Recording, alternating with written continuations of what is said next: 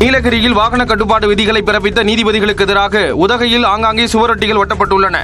April 1ஆம் தேதி முதல் நீலகிரிக்கு வாகன கட்டுப்பாடுகளை விதித்து சென்னை உயர்நீதிமன்றம் உத்தரவிட்டது. இதனால் சுற்றுலா பயணிகள் வருகை குறைந்து வணிகர்கள், தொழிலாளர்களின் வருவாய் பாதிக்கப்பட்டுள்ளதாக கூறப்படுகிறது. இந்நிலையில் நீதிபதிகளுக்கு எதிராக சுவரொட்டி ஒட்டியவர்கள் யார் என்பது குறித்து காவல்துறையினர் விசாரணை மேற்கொண்டுள்ளனர்.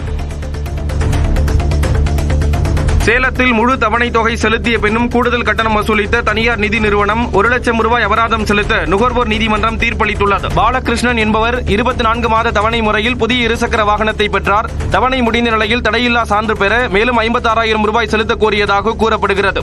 இந்நிலையில் நீதிமன்ற தீர்ப்பை தனியார் நிதி நிறுவனம் அலட்சியமாக அணுகுவதாக பாதிக்கப்பட்டவர் குற்றம் சாட்டியுள்ளார். மத்திய பாஜக அரசு கொண்டு வந்துள்ள வக்பு சட்டத்திருத்த மசோதாவை உடனடியாக திரும்ப பெற வலியுறுத்தி புதுச்சேரி காங்கிரஸ் கமிட்டி சார்பில் கண்டன ஆர்ப்பாட்டம் நடைபெற்றது. முன்னாள் முதலமைச்சர் நாராயணசாமி, MP வைத்திலிங்கம் உட்பட 200க்கும் மேற்பட்டோர் கலந்து கொண்டு மத்திய பாஜக அரசை கண்டித்து முழக்கமிட்டனர். பின்னர் செய்தியாளர்களிடம் பேசிய நாராயணசாமி, அடுத்த தேர்தலுக்குள் புதுச்சேரியில் ஆளும் NR காங்கிரஸ் கட்சியை பாஜக விழுங்கிவிடும் என்று விமர்சித்தார். தேனியில் பணம் கொடுக்கல் வாங்கல் பிரச்சனையால் வியாபாரி வீட்டிற்குள் புகுந்து கொலை மிரட்டல் விடுத்த தமிழக மக்கள் முன்னேற்றக் கழக மாவட்ட செயலாளர் கைது செய்யப்பட்டார். பழனிச்செட்டிப்பட்டியைச் சேர்ந்த முத்துகிருஷ்ணனுக்கும் பாளையங்கோட்டையைச் சேர்ந்த செல்வராஜ் என்பவருக்கும் பணம் கொடுக்கல் வாங்கல் தொடர்பாக பிரச்சனை இருந்தது. இந்நிலையில் செல்வராஜ் சார்பில் தமிழக மக்கள் முன்னேற்றக் கழக தேனி மேற்கு மாவட்ட செயலாளர் தில் பிரசாத் உட்பட 9 பேர் முத்துக்குமார் வீட்டிற்குள் நுழைந்து தகராறு செய்துள்ளனர். கார், இருசக்கர வாகனங்களை எடுத்துச் சென்றதாக புகார் அளிக்கப்பட்ட நிலையில் தில் பிரசாத் உட்பட அனைவரும் கைது செய்யப்பட்டுள்ளனர். கன்னியாகுமரி நித்திரவிளை சந்திப்பு பகுதியில் திமுக சார்பில் கண்டன பொதுக்கூட்டத்திற்காக சாலையின் இடையே மேடை அமைக்கப்பட்டதால் பொதுமக்கள் அதிருப்தி அடைந்தனர். பொதுமக்கள் நடமாட்டம் அதிகமுள்ள பகுதியில் சாலையை ஆக்கிரமித்து மேடை போடப்பட்டதால் கடும் போக்குவரத்து நெரிசலால் வாகன ஓட்டிகள் சிரமம் அடைந்தனர். பின்னர் காவல்துறையினர் அறிவுறுத்தலின்படி சாலையில் அமைக்கப்பட்ட மேடையின் ஒரு பகுதியை கட்சி நிர்வாகிகள் மாற்றியமைத்தனர். ராசிபுரம் அருகே கோயில் திருவிழாவில் இளைஞர் ஒருவர் வெட்டி படுகொலை செய்யப்பட்ட சம்பவம் பரபரப்பை ஏற்படுத்தியுள்ளது. சிங்களாந்தபுரம் பகுதியைச் சேர்ந்த கார்த்திகேயனை அவரது உறவினரான சுந்தரராஜன் கத்தியால் குத்தி படுகொலை செய்துள்ளார். முதற்கட்ட விசாரணையில் முன்பகை காரணமாக கொலை நடந்திருப்பது தெரியவந்துள்ளது. இதுகுறித்து வழக்கு பதிவு செய்துள்ள போலீசார் தலைமறைவான சுந்தரராஜனை தேடி வருகின்றனர். கள்ளக்குறிச்சியில் புதிதாக கட்டப்பட்டு வரும் மாவட்ட ஆட்சியர் அலுவலகத்தின் கட்டுமான பணிகளை அமைச்சர் ஏவாவேலு நேரில் ஆய்வு செய்தார். விழுப்புரத்திலிருந்து பிரிந்து கள்ளக்குறிச்சி மாவட்டம் கடந்த 2019ஆம் ஆண்டு தனி மாவட்டமாக அறிவிக்கப்பட்டது. இதனால் மாவட்ட ஆட்சியர் அலுவலகம் தற்காலிகமாக கள்ளக்குறிச்சி ஒழுங்குமுறை விற்பனை கூடத்தில் செயல்பட்டு வருகிறது. இந்த நிலையில் 139.41 கோடி ரூபாய் மதிப்பில் கட்டப்பட்டு வரும் பணிகளை பொதுப்பணித்துறை அமைச்சர் ஏவாவேலு நேரில் ஆய்வு செய்தார்.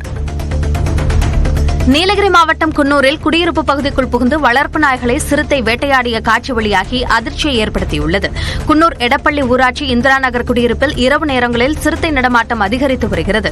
இந்த நிலையில் நேற்றிரவு அப்பகுதியில் சுற்றித் திரிந்த சிறுத்தைகள் வளர்ப்பு நாய்களை தூக்கிச் செல்லும் காட்சி சிசிடிவியில் பதிவாகியுள்ளது.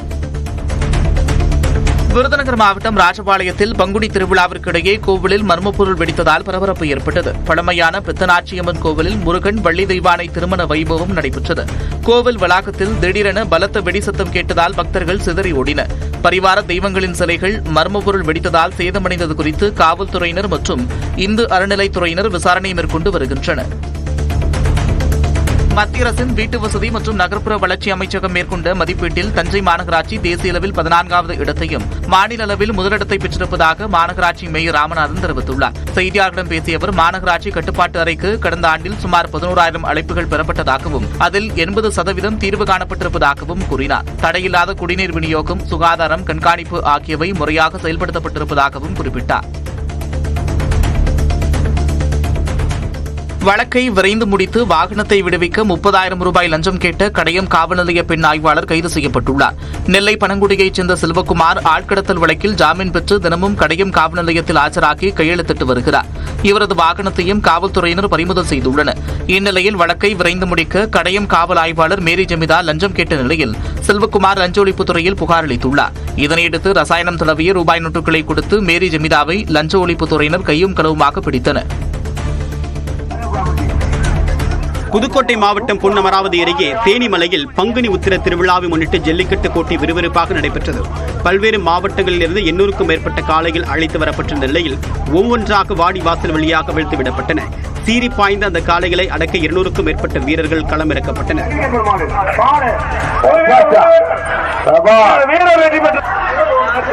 ஆதிகாலை மாடு பிரிவு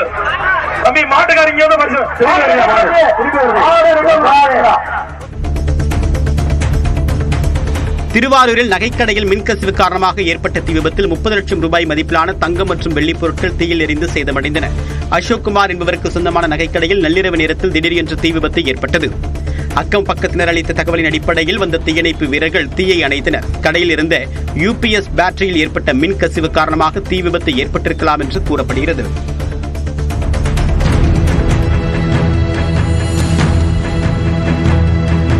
தருமபுரியில் அதிவேகமாக வந்த சொகுசு கார் சாலையின் மைய தடுப்பில் மீது மோதிய CCTV காட்சிகள் தான் இது. கன்னிப்பட்டியைச் சேர்ந்த முனியப்பன் தனது நண்பர் கார்த்திக்குடன் SV சாலையில் காரில் சென்றபோது விபத்தில் சிக்கினார். இதில் இருவரும் பலத்த காயமடைந்த நிலையில் அக்கம் பக்கத்தினர் மீட்டு அரசு மருத்துவமனைக்கு அனுப்பி வைத்தனர். கிருஷ்ணகிரி மாவட்டம் வேப்பனப்பள்ளியில் அதியமான் வேளாண் கல்லூரி மாணவர்கள் விவசாயிகளுக்கு பயிற்சி முகாம் நடத்தினர். தென்னை மரத்தை நோயிலிருந்து காத்தல், மரவண்டுகளை அழித்தல், வயல்களில் பூச்சிகளின் தாக்குதலை கட்டுப்படுத்துதல், நெல் மற்றும் பல்வேறு பயிர்களுக்கு மருந்து தெளிக்கும் பயிற்சி, மண் பரிசோதனை, மகசூல் அதிகரிக்க வழிவகை உள்ளிட்ட பல்வேறு பயிற்சிகளை வழங்கினர். 50க்கும் மேற்பட்ட விவசாயிகள் மற்றும் பெண்கள் ஆர்வத்துடன் கலந்து கொண்டு பயிற்சி பெற்றனர். திருவாரூரில் மணல் கடத்தலில் ஈடுபட்ட கும்பல் காவல்துறையினரை கண்டதும் தப்பியோடிய நிலையில் கடத்தலுக்கு பயன்படுத்திய கண்டெய்னர் லாரி பறிமுதல் செய்யப்பட்டுள்ளது. முத்துப்பேட்டை பகுதியில் கோரையாறு மற்றும் பாமணி ஆறுகளில் பல ஆண்டுகளாக மணல் கடத்தல் நடைபெறுவதாக போலீசாருக்கு தகவல் கிடைத்தது. இதையடுத்து தனிப்பிரிவு போலீசார் அதிரடி சோதனையில் ஈடுபட்டனர். அப்போது போலீசாரிடம் சிக்காமல் கடத்தல்காரர்கள் அங்கிருந்து தப்பினர். இதையடுத்து வழக்கு பதிவு செய்த போலீசார் கடத்தல் கும்பலை தேடி வருகின்றனர். ஈரோடு மாவட்டம் தாளவாடி அருகே விவசாயியிடம் வயர்மேன் லஞ்சம் பெற்றதாக வீடியோ சமூக வலைதளங்களில் பரவுகிறது.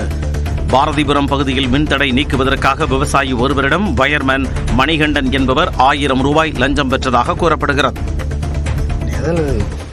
அவங்களுக்கு சொல்லி போட்டு சொன்னது பழமை இருந்தாக்க நீங்கள் இவ்வளோ தூரம் கேட்கணுமா? என்னைக்கு கேட்டுருக்கிறீங்களா? என்கிட்ட வைக்கிறப்ப சேர்த்து கொடுங்க. வைக்கிறப்போ சம்பரம் போட்டு. தருமபுரி மாவட்டம் ஒகேனக்கல் சுற்றுலா மையத்தில் புனரமைக்கப்பட்ட வண்ண மீன் காட்சியக வளாகத்திற்குள் ஓய்வெடுக்கும் சுற்றுலா பயணிகளிடம் கட்டணம் கேட்பதாக குற்றச்சாட்டு எழுந்துள்ளது. மரத்தடியில் உள்ள இருக்கைகளில் அமரக்கூடாது என ஊழியர்கள் மரியாதையின்றி பேசி விரட்டுவதாக கூறப்படுகிறது.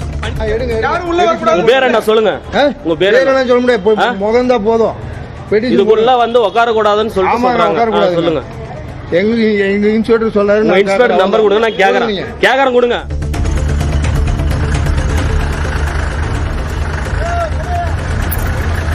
நீலகிரி மாவட்டம் முதுமலை புலிகள் காப்பக பகுதியில் சாலையின் நடுவே புலி ஒய்யாரமாக நடந்து செல்லும் வீடியோ இணையத்தில் பரவி வருகிறது. தெப்பக்காடு மசினக்குடி சாலையில் ஜீப் ஒன்று சென்றபோது அதனை பொருட்படுத்தாத புலி சாவகாசமாக சாலையை கடந்து சென்றது. அதனை அவ்வழியாக சென்றவர்கள் தங்களது செல்போனில் படம் பிடித்தனர்.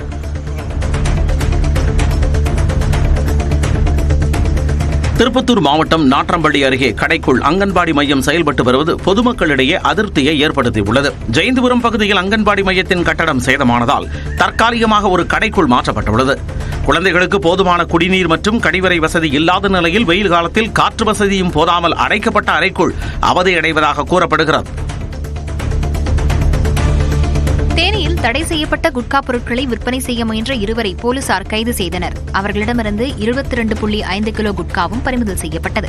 போடிநாயக்கனூர் பேருந்து நிலையத்தில் பெட்டிக்கடை வைத்திருப்பவர் செல்வகுமார். இவர் அப்துல் சம்தி என்பவர் மூலமாக தடை செய்யப்பட்ட குட்கா பொருட்களை வாங்கி விற்பனை செய்து வந்துள்ளார். கோவை மாவட்டம் வெள்ளியங்கிரி மலை ஏறிய பக்தர் மூச்சுத் திணறல் ஏற்பட்டு உயிரிழந்தார். காஞ்சிபுரத்தைச் சேர்ந்த ரமேஷ் தனது நண்பர்களுடன் வெள்ளியங்கிரி மலையில் சாமி தரிசனம் செய்தார். பின்னர் அதிகாலையில் 6வது மலைக்கு வரும்போது கடும் குளிர் காரணமாக மூச்சுத் திணறல் ஏற்பட்டுள்ளது.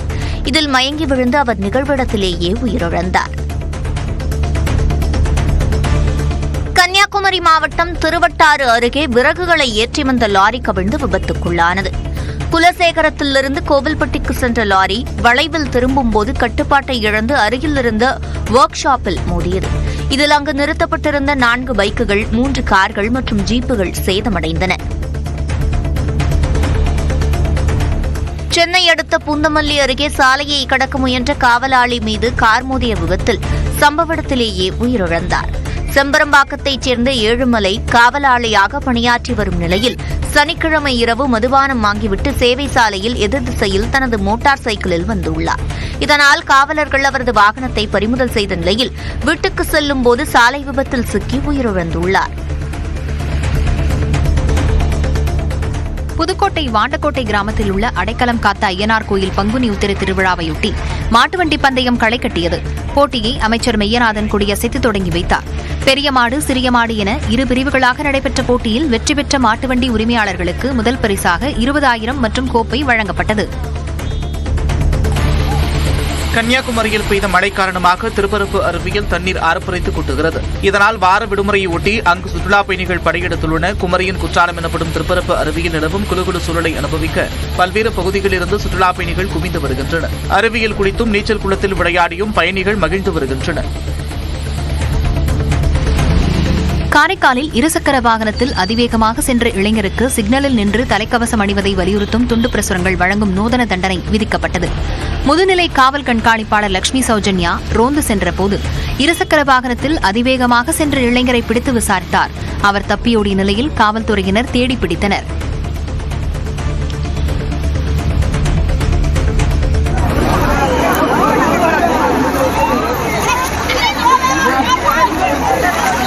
சிவகங்கை அருகே சிங்கம்புணரியில் விவசாயம் செழிக்க வேண்டி நடைபெற்ற பாரம்பரிய மீன்பிடி திருவிழா களை கட்டியது.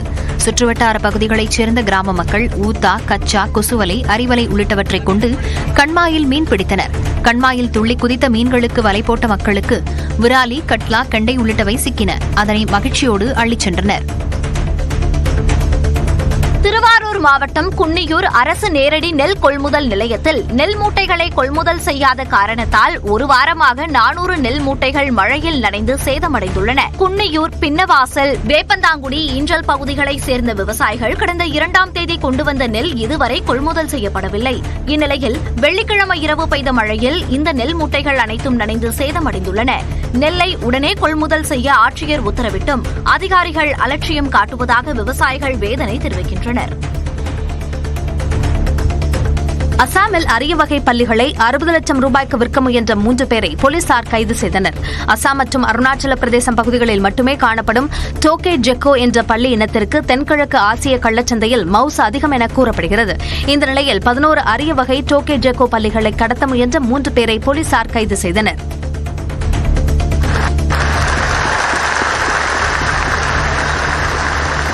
தென்கொரியாவில் 5000 ஜோடிகளுக்கு பிரம்மாண்டமாக திருமணம் நடத்தி வைக்கப்பட்டது. கேபியோங் நகரில் ஒரே அரங்கில் அமர வைக்கப்பட்டு நடந்த திருமண விழாவில் மணமக்கள் உற்சாகமாக மோதிரங்களை அணிவித்துக் கொண்டனர்.